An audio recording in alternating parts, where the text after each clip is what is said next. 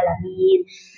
Alhamdulillah, puji dan syukur senantiasa kita panjatkan kepada Allah Subhanahu wa taala yang telah menciptakan kita sebagai sebaik-baik makhluk, yang telah memberikan kita begitu banyak kenikmatan demi kenikmatan, sehingga pada siang hari ini kita bisa berkumpul bersama-sama dalam forum yang mulia ini bersama dengan ibu-ibu solihah yang insya Allah dimuliakan oleh Allah, ya. Kita berkumpul di sini dalam rangka untuk thalabul ilmi, dalam rangka untuk memakmurkan masjid. Semoga langkah kaki kita untuk hadir dalam majelis ini bisa menjadi amal solih yang kelak kita bawa di hadapannya kelak. Amin ya robbal alamin. Salawat dan salam senantiasa kita haturkan kepada baginda Rasulullah Muhammad Sallallahu Alaihi Wasallam.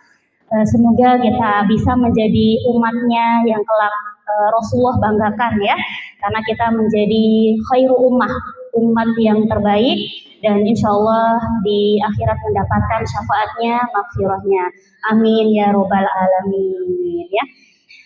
Ibu-ibu yang dimuliakan oleh Allah, insya Allah untuk kajian-kajian yang akan kita lakukan ya di siang hari ini, kita akan lebih banyak sharing ya ibu-ibu ya, bagaimana kemudian kita akan membahas dalam satu pertemuan ini mungkin hanya satu ayat gitu ya, atau mungkin di pertemuan selanjutnya kita ganti sebuah hadis, jadi bisa dikatakan satu minggu satu ayat gitu ya Bu ya, atau satu hadis satu ayat gitu ya.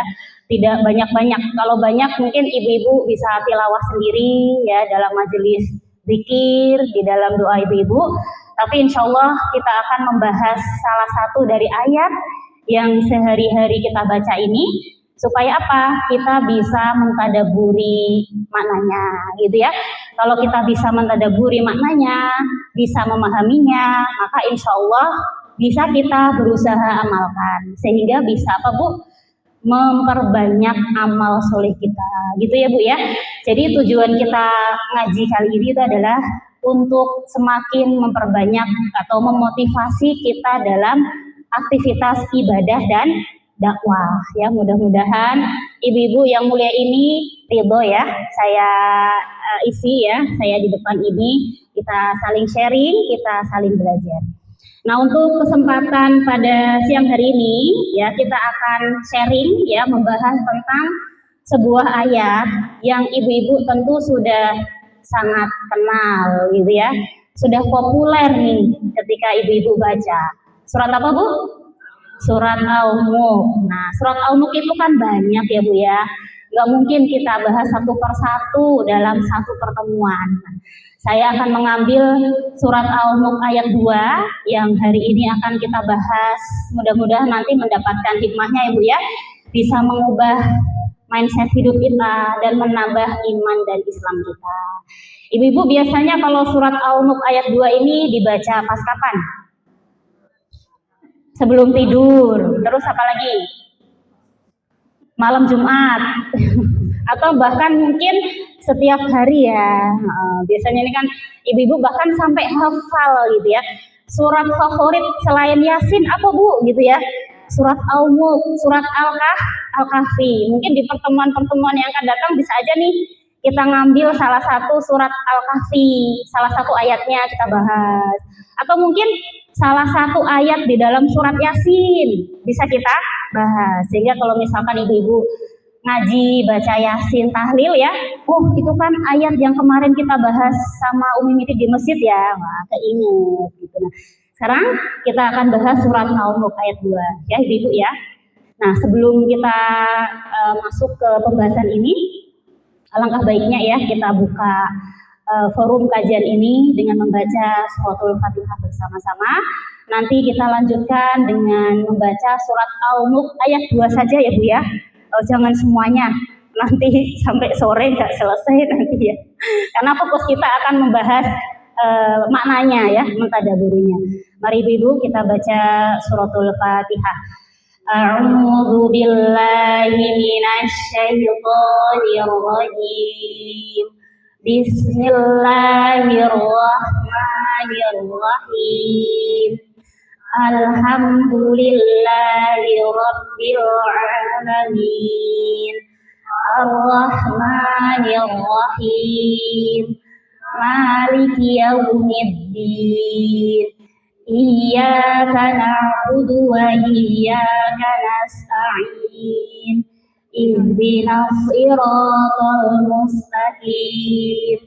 Siratal ladzina an'amta 'alaihim ghairil maghdubi 'alaihim waladdallin. Amin. Kita lanjutkan untuk membaca surat Al-Mulk dari basmalah langsung al-ladzi. Ibu-ibu jika tidak membawa sudah saya tuliskan di depan ya Bu ya. Kita baca sampai potongan ayat ini. Siap Bu ya? Dari basmalah langsung al-ladzi. Bismillahirrahmanirrahim. Alladzi khalaqal mauta wal hayata liyabluwakum ayyukum ahsanu amala. Lanjutannya apa Bu? Berarti memang sudah sering dibaca. Walaupun saya nggak tulis nih potongan ayat selanjutnya ya, ibu-ibu sudah bisa melantunkannya sendiri. Nah sekarang nih ya, kesempatan kita hari ini untuk membahas apa sih maksud dari surat Al-Mulk ayat 2 ini ya ibu-ibu. Nah kalau dari Quran kan biasanya ada terjemahannya ya Bu ya. Nah ada yang tahu terjemahannya apa? Alladzi khalaqa, dialah Allah yang telah menciptakan al-mauta, maut, kematian, wal hayata dan hidup ya atau kehidupan. Liyabluwakum ayyukum ahsanu amala, untuk menguji kalian, kamu gitu ya, supaya apa?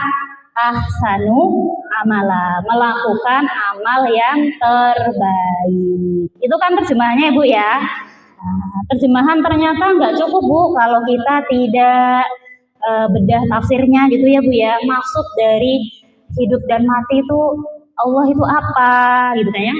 Maka kita akan membahasnya dari kata per kata Ibu ya. Alladzi, dialah, dia itu siapa tadi Bu? Allah Subhanahu wa Ta'ala. Siapa Bu Allah? Yang menciptakan kita. Ya Allah, ya Allah. Allah adalah yang menciptakan kita dan yang mengatur hidup kita. Kenal sama Allah Bu? Sudahlah ya, udah puluhan tahun mengenal Allah gitu kan ya. Khalaqal, dialah yang menciptakan. Menciptakan apa? Termasuk di sini yang Allah ciptakan itu adalah al-maut, mati, ya, wal hayat dan hidup. Kita sampai sini dulu Bu ya. Jadi Allah yang menciptakan mati dan hidup. Jangan keliru, hidup dan mati. Biasanya kan kita suka nyebutnya sehari-hari itu apa dulu Bu? Hidup dan mati gitu kan ya. Tetapi Allah itu mengatakan urutannya tidak menyebut hidup dulu, tetapi yang disebut Allah itu apa? Mati dulu. Nah, kok kita sehari-hari sukanya disebut hidup dulu ya Bu ya? Nah, karena berarti ini belum terlalu kita pahami berarti ya. Tentu Allah itu punya maksud Bu. Kenapa menyebutkan mati dulu baru hidup?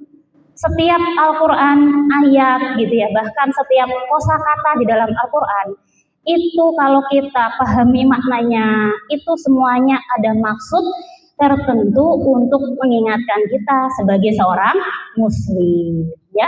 Ibu-ibu penasaran nggak kenapa Allah itu bilangnya mati dulu baru hidup? Atau bodo amat gitu, mau hidup dulu boleh, mati dulu boleh gitu, yang penting nanti aku mati dan hidup, hidup dan mati.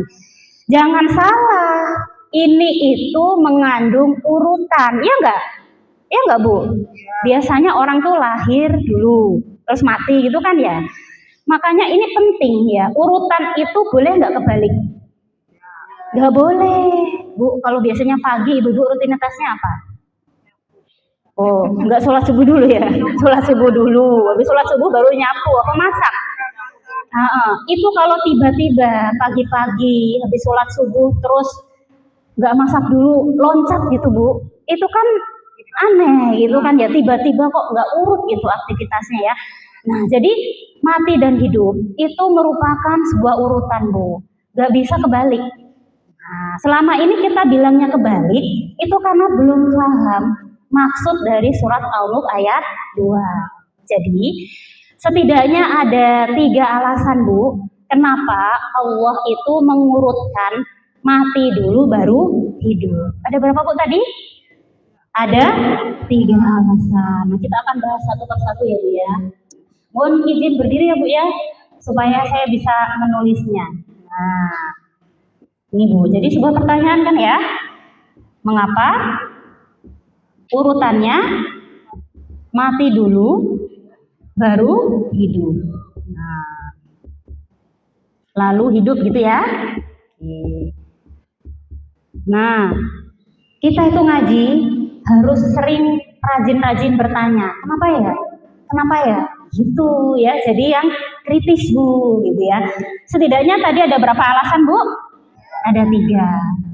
Yang kemarin sudah pernah dapat pasti udah tahu jawabannya nih. Ya. Yang pertama, apa alasannya? Masih ingat gak Ibu? Lupa. Kemarin dicatat padahal ya, catatannya ketinggalan. Apa kemarin ya? Ada yang ingat? Apa ya? Iya, gitu ya. Bahwa sebenarnya kita ini dulu itu pernah tidak ada gak Bu? Apa tiba-tiba ada gini segini? Dulu kita pernah tidak ada. Berarti kan pernah mengalami belum ada ya. Belum ada itu maksudnya apa? Belum diciptakan. Siapa yang menciptakan Bu? Allah Subhanahu wa ta'ala. Lalu sekarang ada. Sejak kapan Bu? Tahun berapa Bu? Pada rahasia semua ini. Entahlah Bu, entahlah. KTP saya hilang Bu. Ya, saya paham ya. Dari belum ada gitu ya, yaitu ketika Allah belum menciptakan kita. Wallahu alam kita dulu ada di mana ya Bu ya sebelum lahir ya. Itu adalah perkara yang goib. Lalu sekarang ada. Lahir gitu ya, ada. Nah, lalu menjadi ada. Berarti ini sudah diciptakan. Nah, ini yang dimaksud belum ada itu adalah mati. Kan tidak ada Bu. Lalu kemudian kita itu lahir, sekarang namanya hidup. Gitu. Jadi kita itu aslinya bukan hidup terus nanti mati. Tapi kita itu pernah belum ada alias mati, masih dimatikan Allah. Lalu kemudian Allah menghidupkan kita kembali. Kalau nggak percaya, ibu-ibu bisa buka surat Al-Baqarah ayat 28. Itu dalilnya ada. Surat apa Bu tadi? Surat Al-Baqarah ayat 28. Apa bunyinya Bu? Apa bunyinya? A'udzu billahi minasyaitonir rajim. Bismillahirrahmanirrahim. Kaifa takfuruna billahi wa kuntum amwatan fa'ahyakum. Nah, ini Bu. Bahwasannya ya, dialah yang menghidupkan. Ya, kita baca dulu ya. Kaifa takfuruna billahi. Bagaimana kamu ingkar kepada Allah? Wa kuntum amwatan. Padahal tadinya kamu mati. Mati dulu gak Bu? Ya.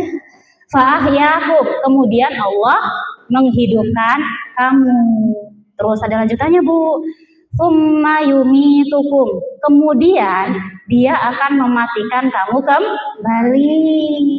Summa yuhyikum. Lalu menghidupkan kamu kembali. Jadi matinya berapa kali kita nanti? Hah? Kita itu mengalami mati berapa kali? Menurut surat Al-Baqarah 28. 2 kali. Hidup berapa kali? 2 kali. Jadi urutannya setelah itu kita sekarang hidup, nanti bakal mati lagi nggak Bu? Kapan? Nggak tahu. Jawabannya gini Bu, ketika ajal menjemput. Jawaban netral itu. ya. Kalau tanggalnya ya jelas nggak tahu. Serem tahu ya. Berarti nanti ketika mati hidup terus mati lagi nggak Bu? Iya. Kapan? Tadi jawaban pintarnya tadi ketika ajal menjemput. Gitu. Jangan takut menjawab ya. Kalau ditanya ini aja sensitif di ibu di sini. Tapi itu pasti gak Bu? Pasti. Nah, ketika nanti ajal sudah menjemput, kan masuk ke alam kubur. Itu nanti bakal dihidupkan kembali nggak? Ya, nanti akan dibangkitkan kembali. Kapan? Yaitu hari kebangkitan, yaumul kiamat. Berarti terakhir fase perjalanan kita itu hidup atau mati? Hidup. Nah, berarti gimana perjalanan kita ini? Mati, hidup, mati, hidup. Sekarang hidup, nanti bakal terus nanti terus kalau udah hidup enggak Bu, cukup 2 kali saja gitu kan ya. Setelah nanti mati, sekarang kan hidup, nanti mati lagi kan di kuburan, nanti dibangkitkan lagi di hari kiamat. Setelah hidup itu hidup selama-lamanya, abadi, tergantung. Ada yang jurusannya di surga, ada yang selama-lamanya di neraka. Pengennya kita di surga.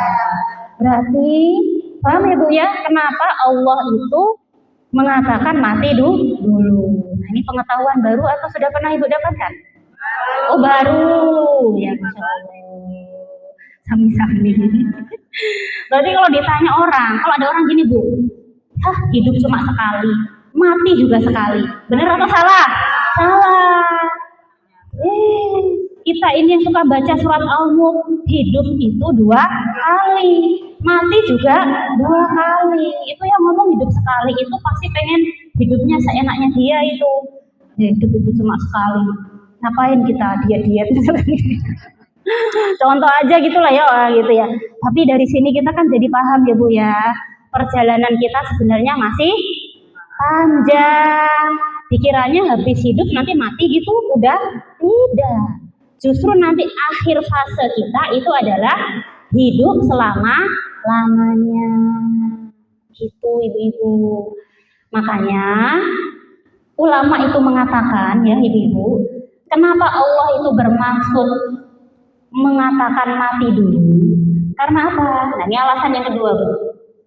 Alasan yang kedua adalah Allah itu ingin mengingatkan kita tentang apa Bu? Kematian. Gitu, ya. Nah, ini maksudnya Bu. Mengingatkan tentang mati. Gitu. Kenapa Allah itu kok perlu mengingatkan kita tentang kematian Bu? Apakah kita itu kebanyakan manusia itu pada lupa akan mati? Iya, kebanyakan manusia itu lupa akan mati. Contohnya, banyak orang yang bertanya, gitu ya, bagaimana caranya supaya hidup sukses? Tapi pernah nggak orang itu bertanya, bagaimana caranya kita mati sukses? Yang ibu-ibu tanya kalau punya anak kan, gimana caranya ya kamu itu bisa sekolah yang bagus? Tanya tentang hidup sukses kan ya? Nanti kalau sudah sekolah yang bagus, dapat kerjaan yang bagus, sukses. Nanti cari istri yang cantik, cari istri yang ganteng, biar mak punya cucu cantik dan ganteng gitu ya. Nah itu kan pemikiran itu kan udah biasa ya Bu ya. Orang itu pasti selalu berpikir tentang gimana besok aku hidup senang, gimana besok aku tetap sukses, gimana besok aku tuh bisa ke sana, gimana besok aku makan apa. Pasti itu yang dipikirkan. Benar atau benar? Nah, jujur ya. Tetapi pernahkah kita itu meluangkan waktu ya untuk memikirkan gimana caranya kita bisa mati sukses? Kenapa Bu kita perlu memikirkan mati secara sukses? Karena sesukses-suksesnya hidup, kalau matinya bermasalah, maka itu tidak berguna. Itu Bu. Bukan berarti saya itu tidak suka melihat orang sukses ya. Di sini itu konteksnya adalah boleh kita itu memikirkan kesuksesan hidup, ya kan? Tetapi jangan lupa memikirkan mati pun kita harus sukses. Jangan sampai kematian kita nanti bermasalah. Kenapa kalau bermasalah? Karena itu nanti akan mempengaruhi kehidupan selanjutnya. Kalau matinya bermasalah, maka kehidupan selanjutnya bermasalah nggak? Bermasalah. Kalau orang bermasalah itu tempatnya nanti di tempat yang senang atau tempat yang susah? Tempat yang susah. Bahasa Quran tempat yang susah itu apa? An-nar, neraka. Nauzubillah ini. Makanya kita diingatkan mati terlebih dahulu supaya kita ingat seperti itu. Bukan berarti hidupnya dilupakan ya, karena ini pun juga disebut tentang hidup. Cuma urutannya dan urutan itu tergantung dari kepentingan yang kita selalu ingat. Nah, makanya suka mendengar gini nggak Bu? Secerdas-cerdasnya orang itu adalah ketika dia selalu mengingat kematian. Itu kan kata pepatah gitu kan ya. Ada benarnya nggak Bu? Iya. Nah, itu alasannya Bu, kenapa urutannya mati dulu. Sekarang yang ketiga. Nah, Allah itu mengingatkan terus Bu. Mengingatkan apa? Ya, mengingatkan bahwa kematian itu bukan akhir dari kehidupan. Iya enggak Bu? Iya. Jadi Allah itu berusaha mengingatkan kita bahwa kematian bukan akhir kehidupan. Karena sesudah kematian itu pasti ada selalu kehidupan. Itu konsepnya seorang muslim Bu. Jangan sampai kita tuh berpikir seperti ini. Ya, kan hidup sekali ya. Kalau sudah hidup kan nanti mati ya. Udah. Biasanya kan gitu kan? Ya udah, kita hidup ini kejar ngoyo itu bahasa Indonesianya apa Bu? Ngoyo, ngerti lah ya, ngoyo banget gitu kan ya. Sampai kemudian kita tidak pernah mengingat kita itu mau berhenti di mana. Nah, itu yang menjadi pengingat kita hari ini. Ya, karena baginya, lah kan hidup cuma sekali, mati juga sekali. Salah. Bahwa kematian itu bukan dari akhir kehidupan. Artinya apa? Akan ada kehidupan yang baru. Apa Bu tadi setelah dibangkitkan? Yaitu nanti akan hidup selama-lamanya di kampung akhirat Ibu. Kampungnya nanti jurusannya dua. Bisa di neraka, bisa di surga. Nah, ini maksudnya Bu. Kenapa? Alasan ya, Allah itu mendahulukan kata mati, kemudian baru kata hidup. Karena sejatinya hidup itu bukan apa Bu? Awal. Sedangkan kematian itu bukan akhir. Dibolak-balik bingung? Enggak lah ya. Kenapa? Karena ini tuh sebenarnya perjalanan yang sedang kita alami, kita jalani Bu. Jadi minimal tuh kita sudah tahu nih, udah setengah jalan. Ya enggak Bu? Kan mati udah, hidup sedang. Setengah kan ya? Nanti mati lagi, nanti hidup lagi. Tapi hidupnya selama-lamanya. Berarti bukan setengah jalan Bu. Lalu nanti hidupnya aja selama-lamanya ya. Berarti nggak tahu, mungkin baru seperempat jalan kali ya. Dibandingkan nanti kalau kita hidup selama-lamanya. Oke, dari sini ada yang mau ditanyakan dulu nggak tentang ini nih, urutan mati dulu baru hidup ya. Ternyata Allah itu punya maksud. Mangga, kalau ada yang mau ditanya soal mati hidup, mati hidup. Mangga Bu, saya sambil menelan ludah. Nah, udah dari tadi udah minum. Ibu silahkan minum. Ada Bu, saya sembunyikan. Nah, tenang, nanti saya ambil sendiri. Ada ya? Udah ada Ibu, saya sembunyikan ya. Sengaja ya, minumnya di akhir. Ibu kalau minum silakan. Ada yang mau ditanyakan dulu? Enggak ya? Lanjut ya. Nah, sambil tolong liatin jamnya. Takutnya nanti asar kita nggak tahu. Oh masih 1 jam ya? Saya kadang suka ini ceritanya tuh lihat wajah ibu-ibu tuh senang gitu ya, adem gitu. Jadi nggak pengen cepet-cepet berpisah. Ibu apa nggak begitu juga kalau dalam majelis ilmu ya Bu ya? Ketemu sama temennya gini seneng nggak? Senang. Tadi salaman pada? Gugur dosanya? Wah, insya Allah gugur. Ini rumah siapa Bu? Rumah Allah. Paling mulia ya Bu ya. Rumah kita tidak lebih mulia dari rumah Allah. Di tempat yang mulia, teman yang insya Allah dimuliakan oleh Allah. Kajian juga mulia. Jadi wajar kalau kita nggak pengen cepet-cepet tapi kan tetap dibatasi waktu ya Bu ya. Lanjut gak Bu? Lanjut. Kan baru sampai apa tadi? Al-Hayat. Oke. Pertanyaannya, mengapa ya Allah itu kok melakukan ini gitu loh? Kok urutannya itu mati dulu baru hidup? Tujuannya apa? Allah itu ngasih tahu alasan-alasan ini, ya. Nah, maka jawabannya itu sudah ada di kalimat selanjutnya, Bu. Nah, tujuannya apa, Bu? Untuk menguji. Nah, liyabluwakum itu artinya menguji. Siapa yang diuji, Bu? Manusia. Kita kan ya? Iya, untuk menguji kalian. Ada kata kuncinya, Bu. Apa ini? Ujian. Jangan salah, Bu. Yang ujian itu bukan hanya anak-anak sekolah, tapi orang hidup itu juga adalah ujian. Jadi Allah menciptakan mati dan hidup itu untuk apa? Sebagai ujian. Gitu. Berarti mati itu ujian. Ujian nih. Berarti mati adalah ujian. Hidup itu ujian. Nah, kalau itu kencang jawabannya. Pasti. Berarti hidup itu juga adalah ujian. Berarti bisa nggak Bu kita hidup tapi nggak mau diuji sama Allah?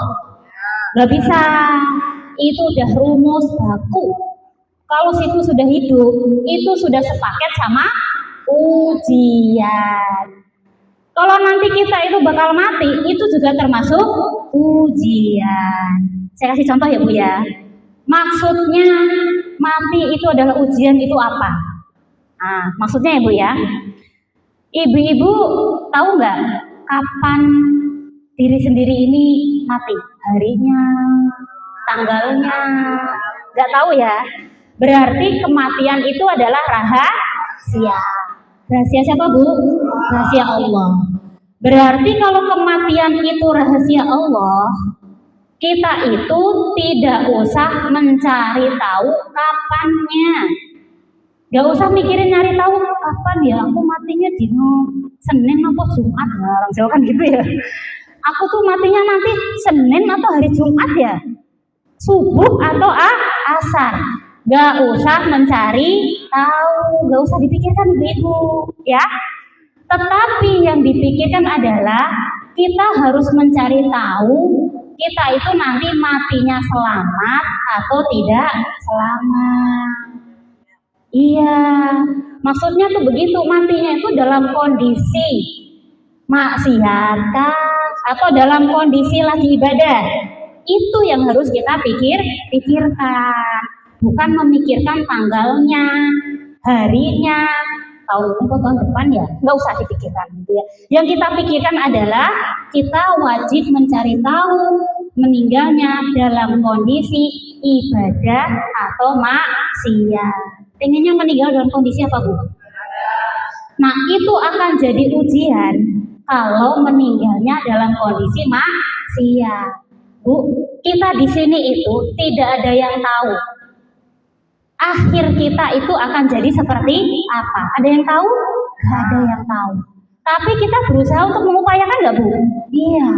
Pengennya husnul khotimah, matinya tidak bermasalah, ya bukan suul khotimah. Saya kasih sebuah cerita ya Bu ya. Ini itu terjadi, ya. Bagaimana maksud dari kematian itu adalah sebagai ujian. Nanti bisa kita mempersiapkan itu. Nah, ada seorang ulama, nama ulamanya itu pernah dengar gak Bu ya? Bu Siso. Apa Bu? Bu Siso. Aneh ya namanya ya. Bukan orang Cilengsi, orang Arab sana gitu ya. Dia itu ahli ibadah Bu gitu ya. Orang yang beriman, orang yang bertakwa.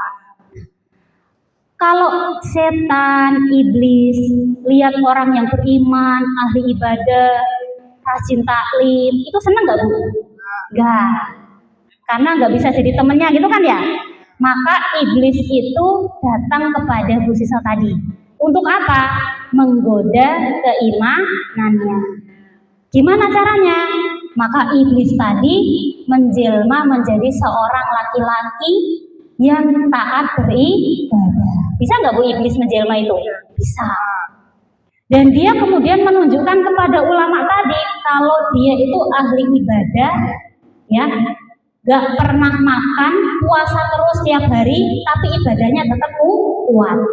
Bayangkan Bu, kita puasa terus lemes ya Bu ya, 30 hari aja kita kapan selesainya ya, gitu kan ya. Ini dia tuh si iblis ini menjelma jadi laki-laki yang dia itu puasa terus, ibadahnya juga kuat, gitu. Nah, ulama tadi kan jadi penasaran ya. Oh, ternyata ada orang yang lebih hebat ibadahnya dari aku.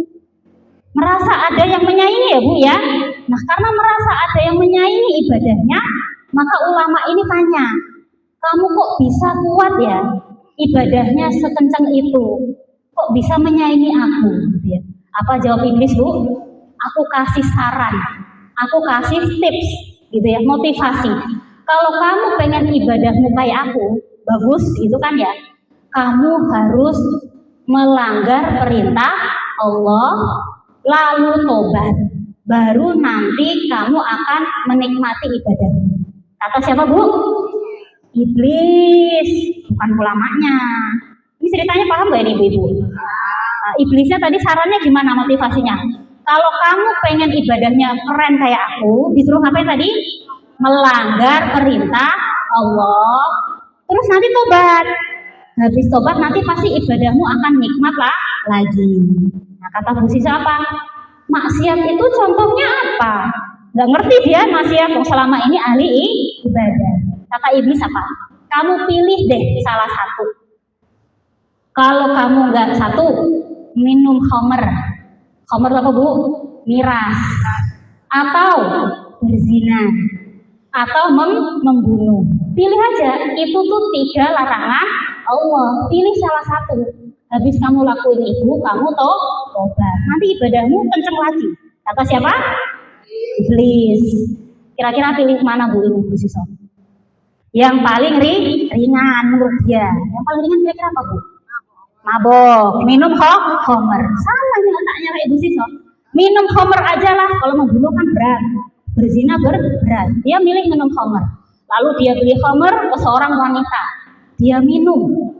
Ketika dia minum, dia mabok. Ketika dia mabok, nggak sadar. Ketika nggak sadar, dia menzinai perempuan penjual khamr tersebut. Ketika tahu dia sudah menzinai perempuan tersebut, takut dibuka aibnya, dia bunuh wanita tersebut. Iblis ketawa senang. Tadinya melakukan satu kemaksiatan, ini jadi 3-3. Kan tinggal tobat, kan gitu tadi ya. Nah, ketika melakukan kriminal, dia ditangkap Bu sama polisi gitu kan ya, lalu diadili. Nah, kalau zaman dulu itu kalau orang yang pezina ya bunuh orang itu harus dikisos, bunuh balik. Tapi dicambuk dulu gitu ya, disiksa dulu. Nah, ketika disiksa, di ujung penyiksaan itu iblis datang lagi. Saat itu kira-kira Bu Sisa udah sadar belum kalau dia ketipu iblis? Sudah Bu, wah ini ketipu saya gitu ya. Nah ketika sudah sadar ketipu, iblis datang dalam wujud aslinya. Ini aku yang kemarin nyamar jadi laki-laki rajin ibadah. Aku berhasil menipu kamu. Ha ha ha ha. Ya bayangan sinetronnya kan gitu ya Bu ya. Ketawa Bu gitu. Di sisanya kan lagi di sakaratul maut gitu. Wah itu marah luar biasa. Tapi iblis menawarkan sesuatu. Kamu mau nggak aku ringankan hukumanmu? Kamu mau nggak aku ringankan penderitaanmu? Ya mau dong, mau udah kepayahan kayak gitu, mau dihukum mati. Tapi syaratnya satu kata iblis. Kamu harus menyembahku.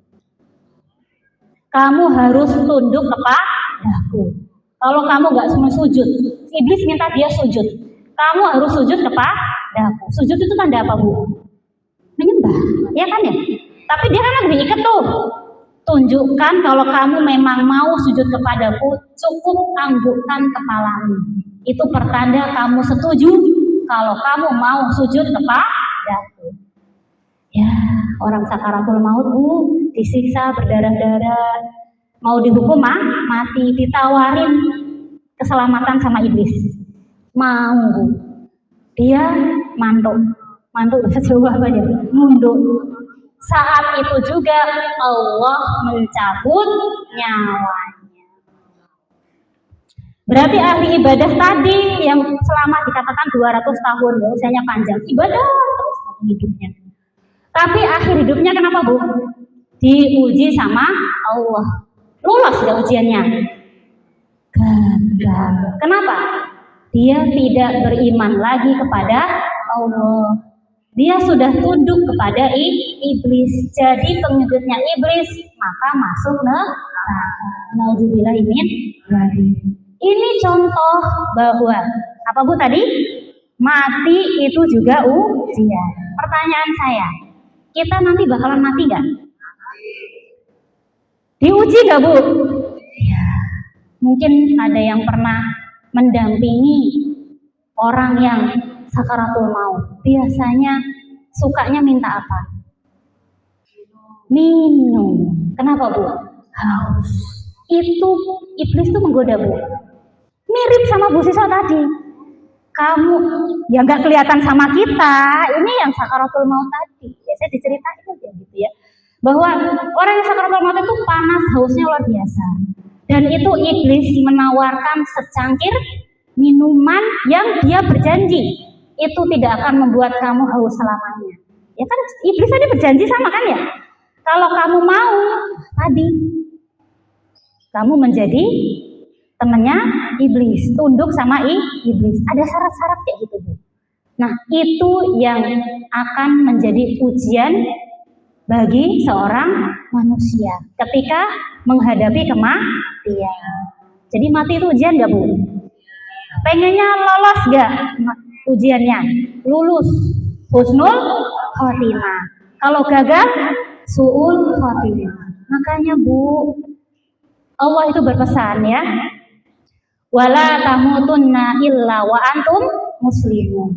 Janganlah kalian mati kecuali dalam kondisi muslim, beriman, dalam kondisi Islam. Kenapa? Mati pun tetap digoda sama iblis.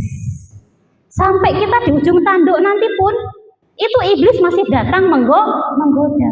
Ya Allah, makanya kita itu Bu ya senantiasa berdoa kan ya supaya tidak digoda apa ya? Digoda itu pasti enggak? Iya, tapi kita mintanya apa? Tidak tergoda sama bujuk rayu iblis. Dalam Quran dikatakan wala khutuwatis syaiton. Janganlah kamu mengikuti langkah-langkah setan. Masih lama kok matinya nggak tahu. Yang penting hidup dulu lah gitu. Betul. Hidup itu ujian juga nggak? Hidup itu setan menggoda nggak? Hidup itu bisa setan tuh ngajak kepada langkah-langkah setan nggak? Berarti hidup itu juga ujian. Ujian hidup itu apa Bu? Selalu jawabannya begitu. Kalau disuruh ngasih contoh, wes pokoknya, nah. Kalau ini tadi contohnya tadi ya, Contohnya ulama yang apa tadi? Yang kafir tadi, yang murtad ya. Nah, kalau ini contohnya banyak, banyak beneran tulisannya. Banyak gitu kan ya. Udahlah tanya satu-satu, ibu pasti nggak mau jawab. Biasanya ya, ujian hidup itu misalkan ujian nikmat. Nikmat kok ujian ya? Kok bisa gitu loh. Ujian nikmat. Nikmat apa Bu biasanya dapatnya? Nikmat waktu luang. Waktu luang nikmat gak Bu? Nikmat kesehatan. Tadi nikmat diberikan apa tadi? Jangan malu-malu. Rezeki. Nikmat diberikan duit yang banyak. Nikmat diberikan anak cucu. Nikmat. Itu semuanya nikmat gak Bu ya? Tapi nikmat itu juga bisa jadi ujian. Letak ujiannya di mana? Ibu-ibu ketika diberikan waktu luang, itu ujian nggak? Ujian. Kamu mau gunakan waktu luang itu untuk apa? Untuk apa Bu biasanya waktu luangnya? Leha-leha, rebahan ya. Nah, kalau rebahan terus gitu ya, ada undangan majelis ilmu Jumat jam 1 siang. Panasnya suka banget gitu kan ya. Habis makan sih siang, enaknya ngapain? Tidur, pasang kipas, pasang AC. Waktunya luang. Itu ujian. Berarti nggak lolos. Masya Allah, berarti ibu-ibu yang hadir di siang hari ini setelah makan siang ngantuk pengen tidur adalah orang yang lolos ujian kenikmatan. Masya Allah, tabarakallah ya ini ahli surga semuanya. Amin ya robbal alamin. Ibu-ibu diberikan kesehatan? Iya. Banyak di antara saudara kita yang sakit? Iya. Nggak bisa turun ranjang? Iya. Masya Allah, nenek satu ini ya. Masih diberikan kesehatan, masih diberikan waktu luang, lolos ujian. Jadi lolos ujian itu apa Bu? Ketika diberikan kenikmatan sama Allah, dia gunakan untuk semakin banyak bersyukur. Bersyukur itu tidak hanya di lisan saja, alhamdulillah, alhamdulillah, tapi rebahan, gak hadir panggilannya Umayis, misal gitu ya. Bersyukur, tanda bersyukur itu butuh bukti. Gak cuma di lisan bilang alhamdulillah. Buktinya apa? Menggunakan waktu luang, nikmat sehat, nikmat duit. Ya, sini kan juga butuh modal. Baju itu kan modal. Ya kan ya? Itu modal Bu, pada bawa tas, itu modal itu, gitu kan ya. Tapi digunakan untuk semakin rajin ibadah, semakin rajin tholabul ilmi. Berarti kalau ada emak-emak itu rajin tholabul ilmi, sebenarnya dia adalah emak-emak yang sedang menunjukkan rasa syukurnya kepada Allah Subhanahu wa Ta'ala. Lolos atau gagal? Lolos. Pengennya lolos sampai sakaratul maut atau berhenti besok? Iya, kita pengennya lolos ujian sampai maut memisahkan kita. Amin ya robbal alamin. Banyak duit emang ujian? Di mana ujiannya? Bukannya seneng bisa beli ini itu. Ya kan seneng aja, belanja wae nggak apa-apa Bu. Duit sendiri halal kan nggak apa-apa Bu, belanja wae. Ujiannya di mana? Ujiannya adalah dia menjadi kikir, pelit, bakhil, pamer, ria, ujub, teman-temannya banyak banget ya, sombong, merendahkan orang lain. Itu ujiannya di situ. Berarti pengen kaya? Berarti harus siap untuk tidak sombong dan merendahkan orang lain. Baru dikatakan orang kaya yang lolos ujian. Gitu Bu. Nggak punya duit ujian juga? Ujian. Nggak usah dijelasin lah ya. Nah itu mah ibu-ibu sudah tahu sendiri. Suami ujian? Nggak usah saya jelasin. Nanti malah pada curhat. Anak ujian? Nggak usah saya jelasin, udah paham semuanya. gitu ya. Wah, beranak bercucu semua adalah ujian. Itu sepaket gitu. Berarti biasa ya kita ya hidup sehari-hari itu diuji sama Allah. Tapi biasanya baru bilang ini ujian kalau sengsara, kalau kekurangan, kalau menderita, kalau sakit, kalau sehat, kelebihan duit, bisa jalan-jalan, lupa. Kalau itu adalah juga ujian. Nah itu penyakit kita Bu, demikian Bu. Makanya sering-sering baca surat Al-Mulk. Sekarang udah tahu tafsirnya ya. Oh, ini kan jelasin Mitri kemarin ya. Astagfirullahaladzim gitu ya. Nikmat sehat, semangat sholat. Nikmat duit banyak, semangat sedekah. Nikmat waktu luang, rajin ngaji. Masya Allah ibu di sini ya.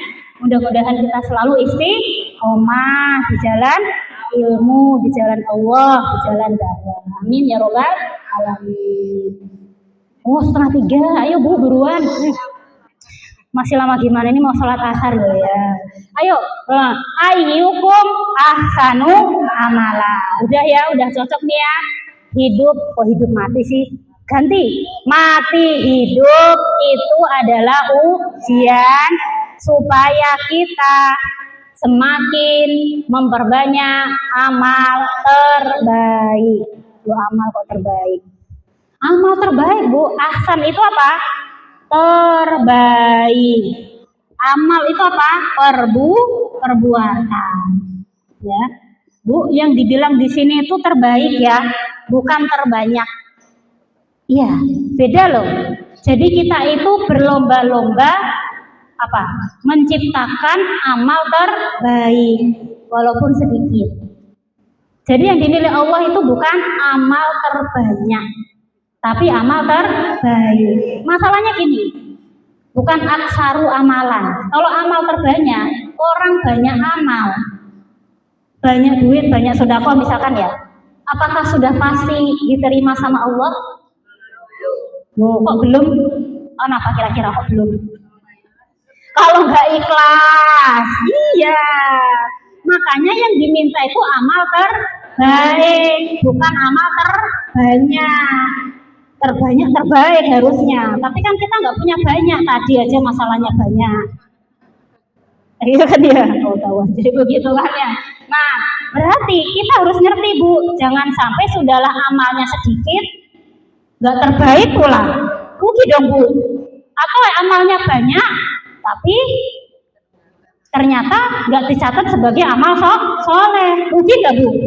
Tiwas kepedean Bu ya. Makanya kita harus ngerti syarat amal terbaik itu ada 2. Yang pertama harus ikhlas. Karena siapa Bu? Allah. Bukan karena manusia. Jadi kita beramal itu niatnya apa? Semata-mata Allah ridho, bukan mencari pujian manusia, bukan supaya dibilang orang A, B, C, D, ya. Jadi ikhlas karena Allah. Ikhlas sih ikhlas, nggak cukup Bu. Ada 2 syarat. Yang kedua adalah ittiba Rasul. Ittiba Rasul apa? Mengikuti syariat Rasul. Ada berapa syarat Bu? 2. Apakah kalau ikhlas saja dikatakan amal terbaik? Tidak, sepaket. Kayak ibu punya kaki kiri dan kaki kanan. Ibu itu manusia terbaik kenapa? Punya kaki kiri dan kaki, bayangkan cuma kaki kiri. Terbaik gak? Kaki kanan doang terbaik? Bayangannya ini kayak kaki kita Bu. Harus ada duanya, nggak boleh ditinggalkan satu. Ya, apakah dikatakan amal terbaik kalau ngikuti syariat tapi kagak ikhlas? Nggak masuk amal terbaik. Saya kasih contoh ya. Contoh. Nah, contoh. Bentar lagi sholat apa Bu? Asyar. Berapa rakaat? 4. Niatnya ikhlas karena Allah, ikhlas. Saya nggak meragukan keikhlasan ibu-ibu di sini. Tapi di Sulawesi sana ada orang sholat asar 4 rakaat pakai bahasa Indonesia. Ada. Jadi ada orang itu sholat pakai bahasa Sunda. Ada. Ada orang itu sholat pakai bahasa Jawa. Allah Maha Besar. Pernah dengar? Oh, baru kali ini ya. Itu ada. Namanya Islam Nusantara katanya. Jadi sholatnya itu sampai diubah menurut bahasa daerah masing-masing. Alhamdulillah di sini kagak ada ya Bu ya. Walaupun nggak ngerti artinya tetap pakai bahasa Arab kan, tetap Allahu Akbar kan, tetap kabiro kan. Alhamdulillah. Berarti ketika ada orang sholat pakai bahasa Sunda, pakai bahasa Jawa, ikhlas karena Allah, nggak pengen dipuji orang, memang ikhlas. Kira-kira masuk ahsanul amal nggak Bu? Kenapa? Tidak mengikuti syariat Rasul. Harusnya sholat itu ya sesuai ketentuan ibadah, menggunakan bahasa Arab gitu Bu ya. Nah ini contoh gitu ya. Contoh lagi ya, misalkan nih, nah misalkan sedekah 100 M. M itu apa ya? Miliar. Ke masjid Nurul Hidayah. Gak ada yang ngaminin ya. Ya kan nggak tahu siapa gitu barangkali. Ada orang sedekah 100 M ke masjid Nurul Hidayah. Tapi masjid Nurul Hidayah itu banyak sih. Masjid Nurul Hidayah, Puri Cilengsi, yang spesifik itu. Ya, duit dari mana? Pasti ibu curiga. Halalan toiban. Udah ini hasil kerjaku selama 10 tahun. Kemarin dapat proyek bla bla bla bla bla. Omset saya itu 500 M. Jadi 100 M buat nyumbang tuh kecil lah. Gitu kan ya? Iya. Nah, tapi kemudian ketika dia nyumbang 100 M gitu ya. Tolong ya Pak DKM, ini saya nyumbang 100 M. Nanti ketika mau sholat Jumat, tolong diumumkan gitu ya. Bahwa fulan ini tadi itu sudah menyumbang 100 M dari saya pribadi. Bukan dari patungan warga Puri Cilengsi, dari saya pribadi ya. Nanti saya tunjukin bukti transfernya. Kira-kira nih Bu, kira-kira gitu kan ya. Masuk ahsanul amal gak ya? Tidak, kenapa? Pamer. Tahu dari mana pamer? Oh minta diumumin, harusnya nggak usah diumumin. Iya, harusnya diem-diem aja gitu. Oh, siapa tahu dia pengen biar dicontoh nih sama warga Puri gitu mungkin. Iya tergantung niatnya gitu Bu. Berarti 100 M-nya kalau niatnya supaya menjadi dikenal orang seantero jagat raya ini berarti niatnya bukan karena Allah, tapi niatnya karena supaya dipandang dermawan, supaya dilihat orang, supaya dipuji orang. Jadi amal terbaik ya? Enggak, boro-boro amal terbaik diterima sama Allah pun tidak. Dapat pahala? Tidak, Bu, 100 M hangus. Gitu. Ada ibu-ibu Puri, tukuk-tukuk datang ke masjid, nyumbang 100.000. Diam-diam gitu ya. Lillahi ta'ala. 100.000 gitu ya. Duitnya halal nggak tuh? Halal. Nyisihin uang belanja 10 bulan. 10.000 kali 10 kan jadi 100 ya. Wah, dia sumbangin itu gitu kan ya. Ikhlas ya Allah gitu kan ya. Duitnya juga halal. Ikhlas karena Allah. Termasuk ahsanul amal kan? Iya, maka itu diterima oleh Allah menjadi pahala. Berarti ahsanul amal itu apa? Definisinya apa Bu? Nah, jadi yang dimaksud ahsanul amal itu apa? Perbuatan jelas ya, bukan perasaan kan Bu? Perasaan aku nyumbang 100 M deh, dapat pahala. Perasaan doang ya, tapi gak nyumbang gitu loh. Perasaan tadi aku udah ngaji, perasaan doang, tapi orangnya tiduran. Ya bukan amal itu namanya. Amal itu apa Bu? Perbuatan, bukan perasaan doang kok ya. Perasaan tadi udah ngaji, padahal mimpi. Perbuatan yang gimana? Yang diterima. atau diridhoi. Siapa? Allah Subhanahu wa taala yang apa? Mendapatkan balasan. Balasannya apa, Bu? Pahala. Ini definisi apa tadi? Ahsanu amal. Amalnya terbaik. Jadi syarat amal terbaik ada berapa?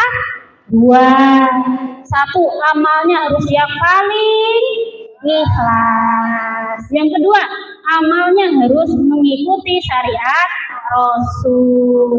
Baru dikatakan amal terbaik. Kalau ikhlas mah udah gak masalah ya Bu ya. Karena gini Bu, ada sebuah hadis yang itu menjadi pengingat kita semua Bu. Ya, hadis ini itu menceritakan tentang 3 orang, yang 3 orang ini masuk neraka semuanya. Orang yang pertama itu adalah orang yang meninggal dalam kondisi perang. Berarti dia dapat pahala jihad ya Bu ya, jihad fisabilillah. Tapi ketika dia membawa amal yang dia kira terbaik ya di hadapan Allah, ya Allah ini amalku. Ternyata Allah tidak menerima. Bahkan Allah bilang, kamu dusta, kamu bohong. Ternyata kamu dulu berperang itu supaya dibilang orang pemberani, supaya dibilang orang gagah, supaya dibilang orang jagoan. Akhirnya dia diseret masuk neraka. Gara-gara salah apa Bu tadi? Niatnya. Bukan karena Allah, tapi karena supaya dibilang orang hebat, jagoan, pemberani. Itu yang pertama. Yang kedua nih Bu yang harus kita waspadai. Ada orang yang dia itu belajar ilmu. Ibu-ibu belajar ilmu kan ya? Nah, hati-hati. Orang yang membaca Al-Quran. Ada kan baca Quran? Orang yang mengajarkan ilmu. Saya ini sedang ya. Hati-hati ini. Datang nanti. Bukan kita lah ya, orang sono gitu ya. Ya Allah, ini amalku kemarin ngaji, hadir di majelis taklim. Ya Allah, ini amalku kemarin aku ngisi kajian. Ya Allah, ini amalku kemarin aku baca Quran. Kata Allah apa? Kamu bohong. Kamu belajar, kamu ngaji, kamu hadir ke majelis taklim itu supaya dibilang orang alim, supaya dibilang tetangganya orang soleh, supaya ini loh Bu, supaya dibilang orang itu merusak amal. Atau kamu ngisi kajian supaya dibilang orang keren kan, itu rusak sudah amalnya. Hanya gara-gara apa? Berharap ujian pada manusia. Makanya Bu, apapun kajian, majelis ilmu, majelis zikir, yang itu adalah amal sholih. Pertama-tama supaya amal kita nggak zong, tahu ya zong ya, hangus. Itu pertama yang harus diperbaiki adalah niatnya. Jangan niat karena siapa-siapa, ya. Mau diajak nggak diajak, wes pokoknya datang aja. Mau dilihat atau nggak dilihat, wes pokoknya datang saja. Nggak peduli apa pendapat orang lain. Karena aku hanya peduli apa yang dilihat sama Allah. Gitu Bu. Yang diluruskannya. Mumpung baru pertemuan pertama. Di kajian manapun. Siapa tahu nanti pertemuannya sampai ke 1000 ya. Ngaji terus gitu kan ya. Sampai ajal menjemput. Jadi husnul khotimah. Nah, mumpung pertemuan pertama sebelum pertemuan ke 1000. Semoga kita semuanya panjang umur ya Bu ya. Berkah waktunya, berkah ilmunya, berkah tempatnya, berkah rezekinya. Mudah-mudahan diniatkan karena Allah menjadi amal yang kelak kita bawa Allah nanti diterima. Walaupun sebentar, ngaji nggak 5 jam Bu. Kita mulai 1:30 sampai 2:30, ya nggak ada 2 jam kan Bu ya, 1,5 jam nggak ada Bu, sedikit Bu, lebih lama lagi pas kita makan kayaknya, makan keluar kan lama, belum jalannya, mana PC itu kan langsung berapa menit, belum mampu, itu lama, Ibu kalau diajak makan keluar berapa lama, setengah hari aja baru pulang kan, apalagi ramean. Ini kajian hanya 1 jam, paling lama 1 jam setengah, sedikit Bu. Tapi kita berharap yang sedikit ini menjadi amal terbaik. Amin ya robbal alamin. Tadi saya bilang berapa golongan Bu yang masuk neraka? 3. Tadi orang yang perang tadi ya. Yang kedua kita ini, maksudnya orang yang tolabul ilmi. Yang ketiga Bu, tadi contohnya udah. Orang itu tuh dermawan Bu. Punya banyak duit, sedekah banyak. Bangun jalan 100 M, bangun masjid 200 M gitu ya. Dia bawa amal itu di hadapan Allah. Allah tolak. Kenapa? Karena kamu kemarin sedekah, nyumbang supaya dibilang orang dermawan. Supayanya ini Bu, yang kita harus hati-hati. Kalau dibilang orang dermawan boleh nggak? Orang yang bilang boleh. Kalau dibilang orang masya Allah ibu gitu ya, solihah sekali, boleh nggak? Udah nggak usah ditangkepin Bu. Oh iya, aku memang solihah sih, aku kemarin ngaji doang. Ya itu hangus sudah amalnya. Hati-hati kalau dipuji orang, itu bisa jadi jebakan Batman. Menghanguskan amal ibu kalau dipuji orang, masya Allah ibu dermawan sekali, kalau aku langsung kabur dari takutnya apa Bu, setan datang kan ya, keceplosan. Iya emang di suri ini saya aja sih yang dermawan. Udah itu hangus, sudah itu amalnya gitu ya. Masya Allah Bu Mitri ceramahnya menenangkan hati. Gak berhasil saya gitu kan ya. Jangan, hati-hati banget gitu ya. Jangan sampai amal yang cuma sedikit ini hangus. Pengennya jadi amal terbaik gitu. Hati-hati kalau dipuji orang. Ya, seperti itu ya. Karena khawatir gitu kan ya. Tadinya sudah lurus banget niat gitu ya. Gara-gara temannya ngomong gitu, keceplosan. Ya iya sih, memang saya itu memang begini loh. Astagfirullah, baru sadar. Nah memang mulut kita itu lambene kita ya Bu ya, lambe apa sih namanya, bibir, astagfirullahaladzim. Itu kan kadang lemes ya Bu ya, lemes. Ya cuma ibu kadang tuh keceplosan, astagfirullah. Tadi tuh saya ngomong apa ya kok bisa gitu? Ya cuma bisa istighfar gitu ya. Kata orang tuh kalau dipuji suka menaburkan pasir. Ya benar juga adanya gitu. Pasir gitu ya. Nah itu contoh aja Bu. Berarti kita tuh sebenarnya disuruh apa Bu?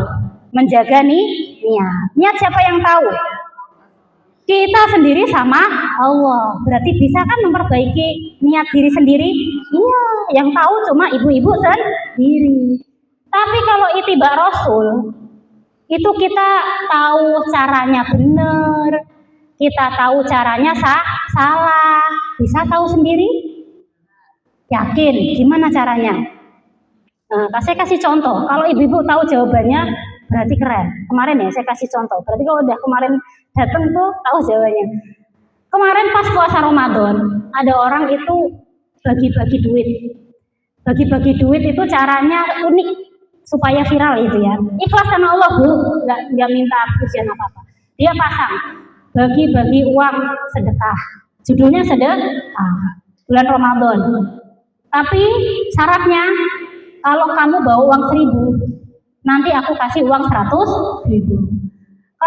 Kalau kamu bawa uang 5.000, aku kasih kamu 500. Kalau kamu bawa 10.000, aku kasih 1.000.000. Seneng nggak Bu? Mau nuker kan ya? Kita gampang banget. Itu kan sedekah loh, sedekah. 1.000 ditukar berapa tadi? 100.000. Kalau bawa 5.000 ditukar berapa? 500.000. 10.000 ditukar berapa? 1.000.000. Wah itu diumumin di masjid langsung laris. Iya nggak Bu? Pertanyaannya, ahsanul amal nggak? Enggak, karena kemarin udah dapat bocoran. Yang lain mau jawab ragu. Ibu yang udah duluan jawab enggak, berarti jawabannya enggak gitu. Tidak berani jawab. Saya langsung aja, bukan ahsanul amal. Kenapa? Ikhlas, iya ikhlas. Sedekah Bu itu memang niatnya mulia, niatnya bagus. Tapi nggak pamer juga Bu, ikhlas karena Allah. Pamrih, nggak pamrih Bu. 1.000 itu sebenarnya bagi dia nggak berharga. Itu cuma buat apa ya? Biar yang dikasih itu nggak merasa terhina gitu loh. Kamu tuh kayak nuker uang aja gitu. Jadi sebenarnya tuh nggak pamrih. Uang 1.000 bagi orang kaya kan nggak ada harganya. Nah, 1000 aja dia masukin lagi, dia kasih ke orang lagi. Berarti dia tuh bukan untuk minta imbalan, bukan. Kalau imbalan mah 1.000.000 tuker 900 berapa gitu kan, ini enggak. Itu ikhlas karena Allah, nggak pengen imbalan, nggak sepadan Bu. Kalau 1000 kan diganti berapa tadi? 100.000, uang 10.000 diganti 1.000.000, itu nggak minta imbalan, kurang. Tapi cara seperti itu tidak mengikuti syariat Rasul. Di mana Kanjeng Nabi itu pernah bilang, gitu ya, bahwa menukar uang itu harus satu, sejenis dan senilai. Jadi harus sama. Kalau niatnya tuker, misalkan ya tukar, saya punya uang 50.000 biru, mau tuker 10.000 5. Boleh nggak Bu? Boleh. Tapi harus sama-sama 50-50 nggak? Iya. Itu kata Rasul. Boleh nggak misalkan gini, aku tukar 50.000 ya Bu, gitu ya. Tapi aku sekarang bawanya cuma 40.000. Saya perlunya buat naik angkot. Soalnya 50.000 takut gak ada kembali. Iya. Gak apa-apa deh Bu, 40.000 kasih aku sekarang. Ntar 10.000-nya besok kasih ya. Itu nggak boleh. Kenapa? Karena nuker duit itu harus saat itu juga tunai. Kalau bahasanya nuker, 50.000 harus ditukar saat itu juga dengan 50.000. Nggak boleh ngutangnya tadi. Mending utang sekalian kan sama Bu Is ya. Iya nggak Bu? Saya nggak punya uang receh buat ngangkot 10.000 Bu. Uang saya 50.000. Mending nuker. Padahal Bu Is punyanya 40.000 ya. Mending nuker atau pinjem? Mending pinjem. Malah boleh, Bu, saya pinjem 10.000. Besok kalau pas ketemu di Grian 3 tuh, Ibu ngisi hadroh, ntar saya balikin. Aman.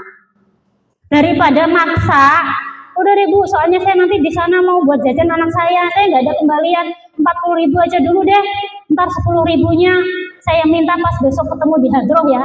Nggak boleh. Itu kata siapa? Nabi Muhammad Shallallahu Alaihi Wasallam. Ada hadisnya Bu. Berarti ikhlas saja cukup Bu. Harus paham ilmunya. Perkara gitu-gitu loh. Syariatnya. Ini kan perkara sepele ya Bu ya. Padahal nggak mungkin kan Bu Is itu kabur bawa uang saya yang 10.000. Kan besok saya samperin rumahnya gitu bisa. Tapi masalahnya kalau nuker duit itu harus tunai. Kalau nukernya 50 ya 50. Nah tadi 1.000 ditukar berapa? 100.000. Ya memang niatnya baik nggak Bu? Baik, sedekah. Tapi caranya tidak sesuai dengan Kanjeng Nabi. Padahal masalah sepele ya Bu ya. Coba kalau kita nggak tahu ilmunya, jadi pelaku nggak? Iya, masalah nuker duit gede tadi ke duit kecil itu dulu waktu saya nggak ngerti, pelaku. Iya, dan bahkan ibu-ibu juga kan ya, Bu saya nggak punya tukernya buat jajan anak, tapi saya punyanya 40 gitu kan, besok lagi aja yang 10. Itu Bu. Makanya kalau ikhlas itu kan diri kita sendiri yang bisa ngatur. Tapi kalau ittiba Rasul, ini kita butuh ilmunya nggak Bu? Nah, butuh ilmunya nyarinya di mana Bu? Di pasar. Di mana? Di majelis ilmu. Di mari nih, di sini nanti. Nah, itu contoh biar kita sadar bahwa baik tidaknya amal itu harus paham ilmunya. Kan ada orang asal sholat, ternyata sholat subuh 3 rakaat. Ikhlas gak Bu? Ikhlas. Tapi sholat subuhnya berapa? 3 rakaat. Apa itu diterima sama Allah? Enggak. Kenapa? Enggak ngikutin syariat Rasul. Kayak tadi tuh loh nuker duit. Ya enggak Bu? Iya. Sudah benar sholat subuh 2 rakaat. Madhabnya ke selatan.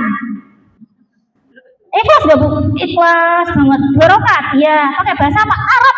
Fasih. Dilalah ternyata Bu kiblatnya sono. Saya barusan madhab sana. Diterima sholatnya. Kenapa? Apakah karena nggak ikhlas? Enggak. Karena tidak mengikuti syariat. Berarti penting nggak Bu kita itu mengkaji ilmu syariat? Ilmu syariat itu bahasa kerennya sakofah Islam. Syariat Islam. Penting nggak Bu? Nah, maka insya Allah di pertemuan selanjutnya ya, mudah-mudahan dipanjangkan umurnya, dimurahkan rezekinya, disehatkan badannya, kita bisa hadir di Jumat depan. Bahas tentang apa Bu? Pentingnya tolabul ilmi. Pentingnya menuntut ilmu. Kata Rasul gimana? Tolabul ilmi faridotun ala kulli muslimin. Itu nanti kita bahas besok itu. Sudah beda pembahasan ya. Atau mungkin di surat Al-Mujadilah ayat 11. Boleh pilih nanti. Mau Quran juga ada dalilnya kewajiban menuntut ilmu.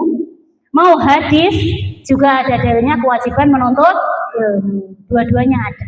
Besok kita pilih salah satu. Kita perbincangkan tolabul ilmi ini apaan. Yang wajib itu ilmu apa saja. Yang nggak wajib itu ilmu apa saja. Kalau semua ilmu yang nggak cukup lah Bu. Kita pelajari ya kan. Berarti kita dimintanya mempelajari yang penting. Tahu nggak Bu ilmu yang penting itu apa aja? Ya belum tahu. Ya yang wajib maksudnya. Nah itu kita akan bahas salah satunya sholat tadi. Gitu ya Ibu ya.